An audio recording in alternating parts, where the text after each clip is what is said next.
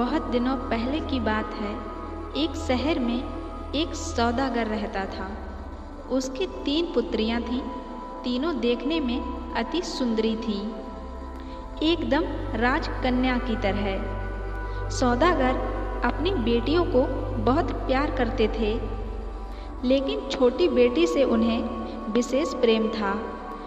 एक बार सौदागर व्यापार के सिलसिले में विदेश जाने लगे तो तीनों बेटियों से पूछा कि वे उनके लिए क्या लाएं। बड़ी बेटी ने कहा, मुझे चाहिए एक सोने की थाली। मंझली बेटी ने कहा, मुझे एक सोने का पंखा चाहिए। छोटी बेटी बोली, मुझे एक सोने का सेब चाहिए।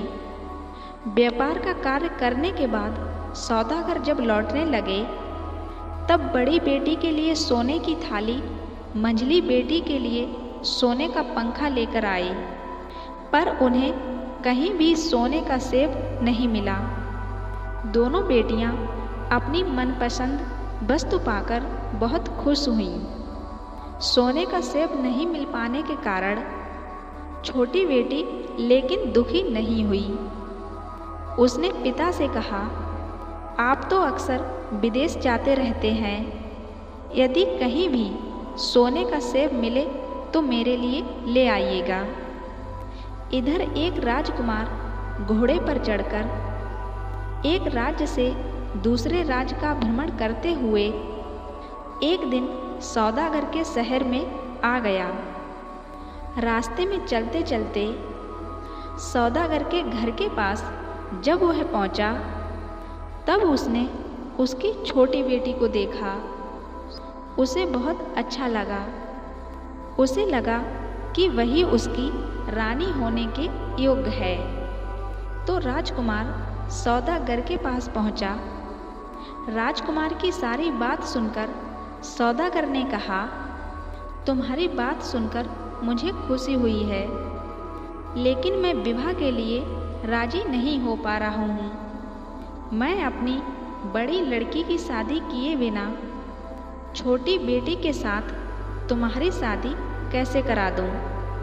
यदि तुम राजी हो जाओ तो बड़ी बेटी के साथ शादी करवा सकता हूँ। सौदागर की बड़ी बेटी भी बहुत सुंदर थी।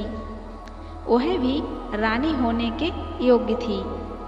राजकुमार ने कहा, मैं आपकी बात पर राजी हूँ। मैं अपने माता पिता को दिखाने के लिए उसे अपने साथ लेकर जाना चाहता हूँ। 2 दिनों के अंदर ही वापस ले आऊँगा। सौदागर की बेटी को लेकर राजकुमार रवाना हुआ। थोड़ी दूर जाने पर राजकुमार ने अपने घोड़े से कहा, ओ मेरे पवन घोड़े, हमें मेरे जादूघर में ले चलो।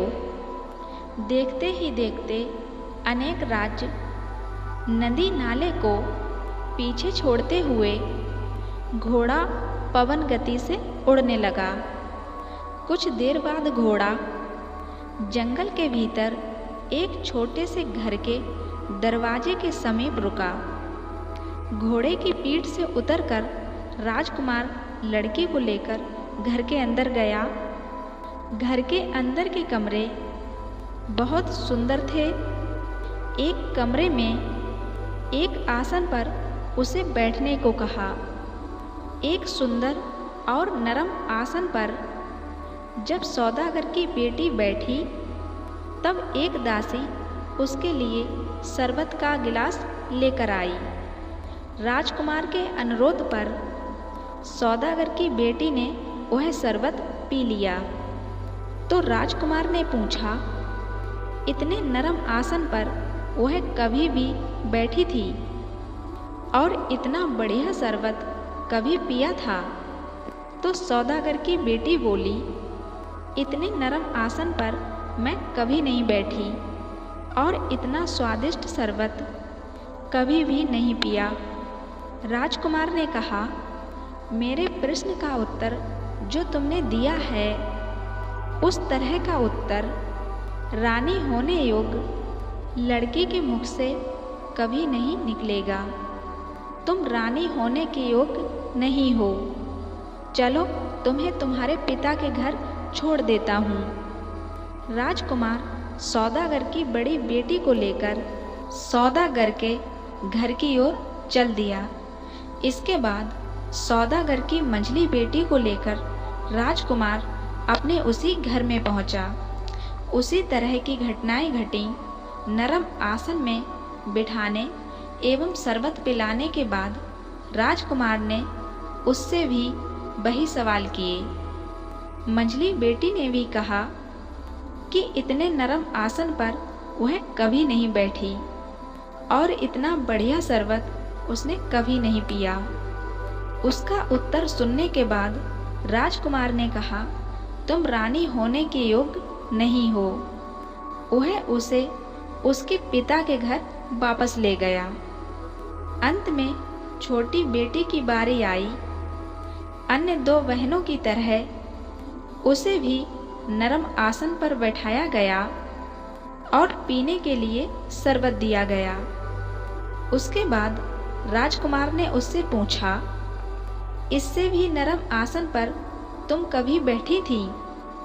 इससे भी बढ़िया शरबत तुमने कभी पिया है?